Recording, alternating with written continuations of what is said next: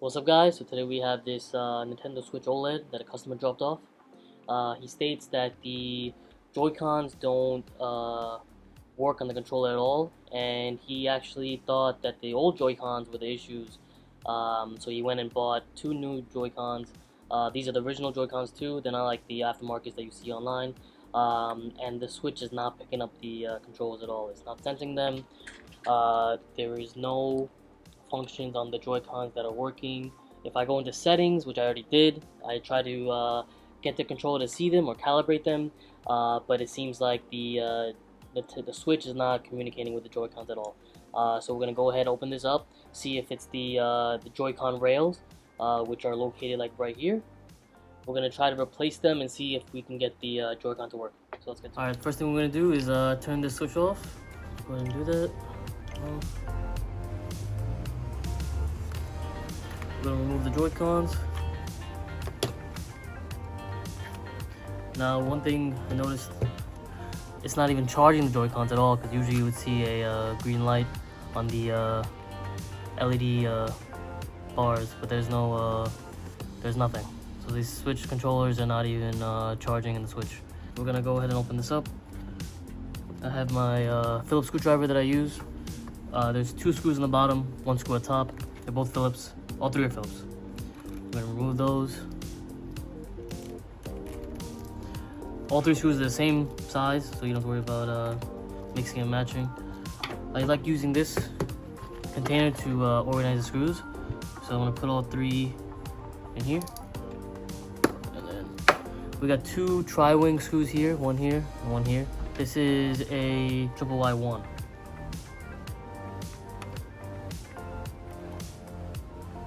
Now a box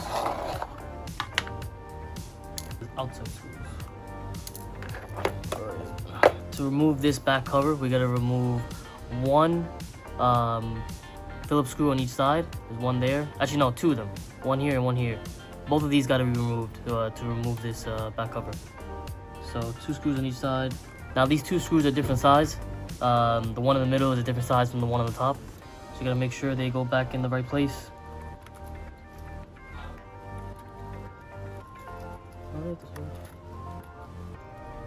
Okay, that's out. Now we can remove this back cover. Use my spudger here to get in between here. Just gonna pop it like that, and that should come up. And then like that. Then this is a little tricky, the bottom part. For the speaker meshes, it's inside at an angle. So when you take it out, you have to push up and then kind of wiggle it out. Like that. Now we got all these Phillips screws that are holding in this back plate here. We got two antennas, and we gotta remove all those. Now these screws are all the same on the outside. They're all longer Phillips screws, and there's shorter ones on the board, and so you don't want to mix them up. So make sure all the outside screws on this back plate you put in one place. Like I said, use the organizer. It's the best thing to do when it comes to repairs like this. Because one wrong screw in the wrong place could do some damage, especially if it's a long screw. It can go right through the housing to the screen, and you know, you don't want to do that.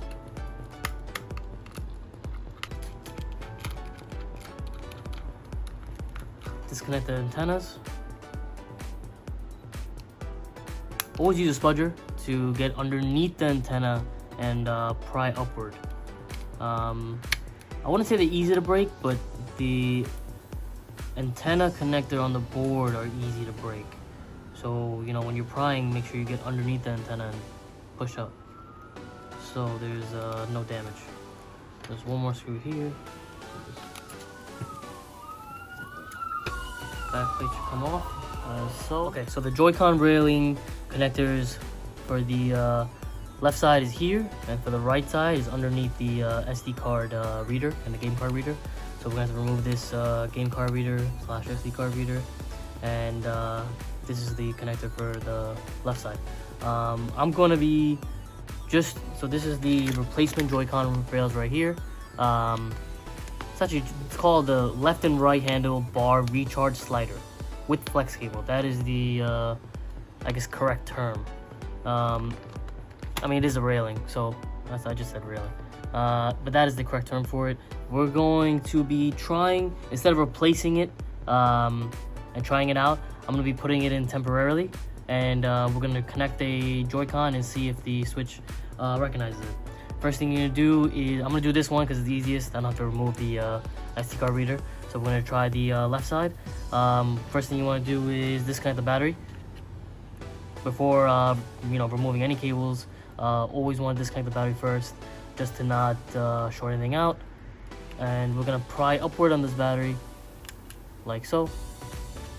And then we're gonna go ahead and disconnect this flex cable.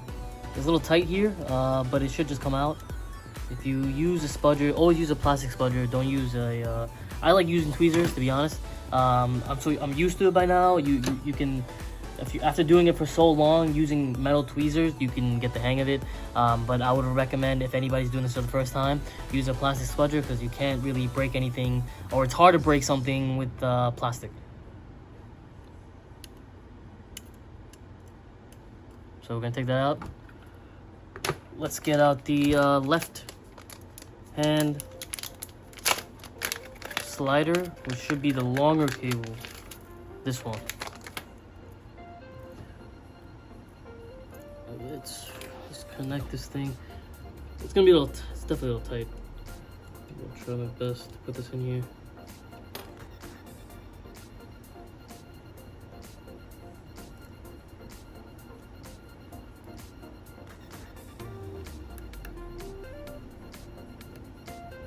Okay, you want to push it in all the way and then close the clasp. That's in. We're gonna connect the battery back. Let's turn this switch on. Connect the controller and see if it works. So the slider is just gonna be hanging out. It's perfect for testing, to be honest. Since the back is not on, this is the power button right here. The one all the way to the left. We're gonna hold it. Push it down. Alright. Now let's try this out. Let's get our left Joy-Con. Let's see.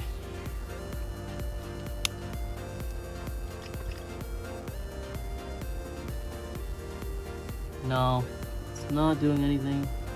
It's not even being recognized. There's usually a indicator where it shows on the side that the controller is connected when you connect one, and it's not showing that at all. So it seems like it's not the slider that's the issue. I thought it was weird because for both to not work, I initially thought it could be something else. The first things you do want to try are just the basics, which is in this case a slider for the controller. But now it seems like it's a different issue, probably a little more complicated. So we're gonna go and try and see what we can find. Let me turn this thing off.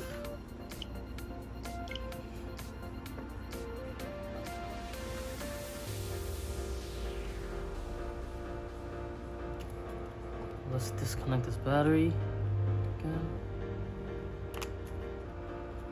Okay, so what I usually like doing, I'm in this a group called Game Console Repair Legion. It's on Facebook, and I'll type in the issue, which is Joy-Con not working, Switch OLED, and I'll see if other people had the same issue, and where to start. Because the Joy-Con not working, it seems like it's more of a board issue. Because if the sliders are not working, or new sliders not working, it seems like it's definitely something else entirely.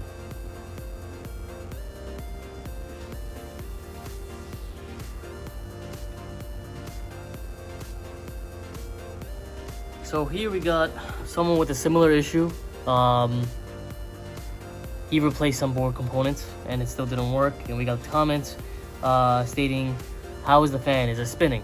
And someone else said a shorted fan could cause the controllers not to work. So let's see if this fan is working. Maybe start there. Let's turn the switch back on. We're gonna plug it in, put it on charge, and we're gonna see if this fan is working. I mean, it's not turning on now. I don't see it spinning, but let's put it on charge and see if we can get it to spin, or if the switch automatically turns the fan on. I guess when it gets to a certain temperature, it'll turn on. We're gonna give it a few minutes, and then I'll come back to it and see if the fan is spinning or not, and then we'll go from there. All right, so I left the switch on for about like 10 minutes charging, and the fan is not spinning. It hasn't spun once, so it seems like the fan is not working. I really hope I'm gonna take this off and inspect the fan connector and see if anything's going on there. I really hope that could be the issue causing the controllers not to work. So let's see. We're gonna disconnect the charging cable and we're gonna disconnect the battery again. The fan connector is located underneath the heatsink, so the heatsink has to come off, and also the game card, SD card reader. Let's go ahead and take this off. Since the screws are off of this should just come off. So we're gonna go ahead and you could just use your fingers. Yeah, just like that. It comes right off. Pretty easy. And it's pretty easy to put it back on too. Since the screws line up, there's actually a little a pin there where it goes into a little hole. So when you put this back on, it's pretty easy to do so. The fan connector is right here, so we're gonna have to take off the heatsink. There's 3 Phillips screws holding it in, and then we'll take that off.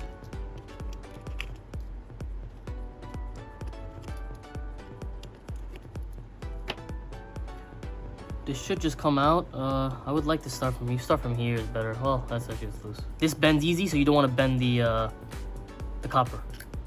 Just like that, comes right off. Let's put this aside. All right, there's 3 Phillips screws holding the fan in. Let's remove those.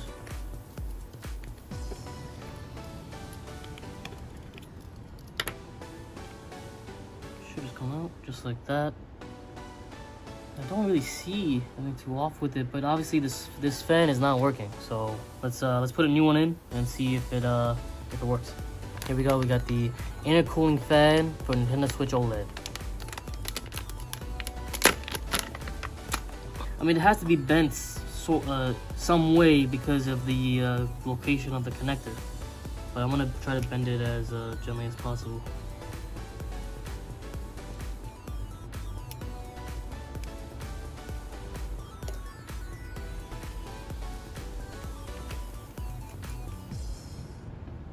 All right, the connector's in. Let's turn on this switch and see if the fan works. Well, hopefully. I'm gonna put this slider back in.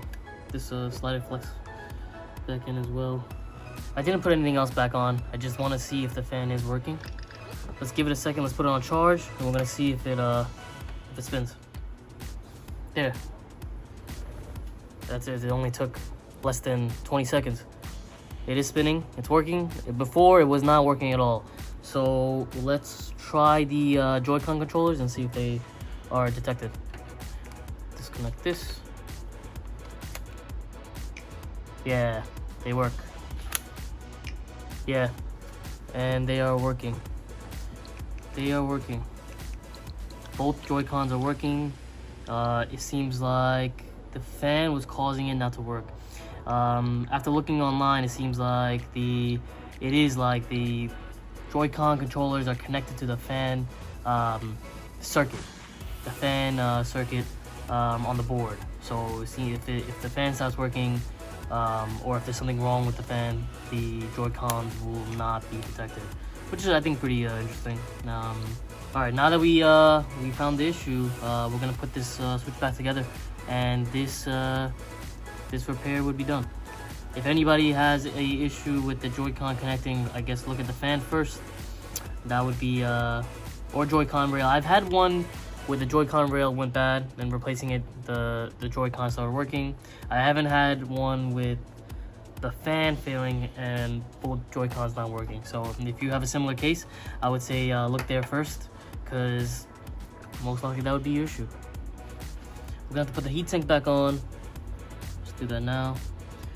This is tight. These connectors are tight. All right, let's put this heatsink back on. See, this is what I'm talking about. The same screws, but these are shorter. The board screws are shorter than the screws for the outside plate, so you don't want to mix them up. You don't want to put a long screw in any of these holes, because it'll go right through. So this short screw is meant for the board only. I'm gonna put the game card, SD card reader back on. Like I said, this just goes right on. Make sure it's lined up with this this pin right here, and it should go right in.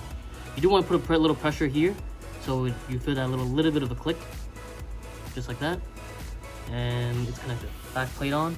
There's a groove there that the antennas go into. The antenna goes into. So you want to put that back in the groove. All the screws are back in on the back. Now we're gonna just connect the antenna. Let's put on this back cover.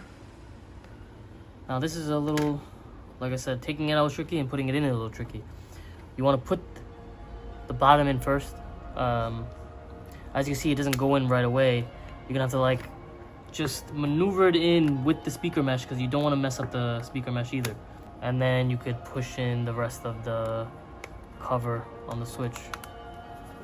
Just like that. Make sure everything is nice and even on all the sides. There's no gaps or anything like that. And then we can start putting in the 2 screws located on each side. Remember, these 2 screws are different from each other. There's a screw with less threads than the other, and that's the one that goes in on top. And then there's a screw with more threads, and that's the one that goes in the middle.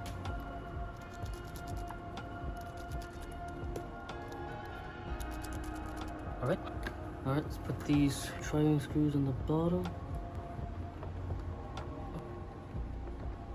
The last 3 screws are the ones on the outer casing.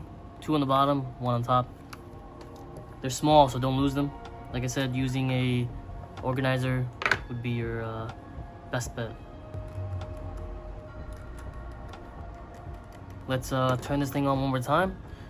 Make sure it is definitely working, because you know, sometimes putting everything back together and then trying it afterwards, I've had so many things just not work. So let's make sure it's not a... You see the indicator coming on, the Switch recognizes the controller,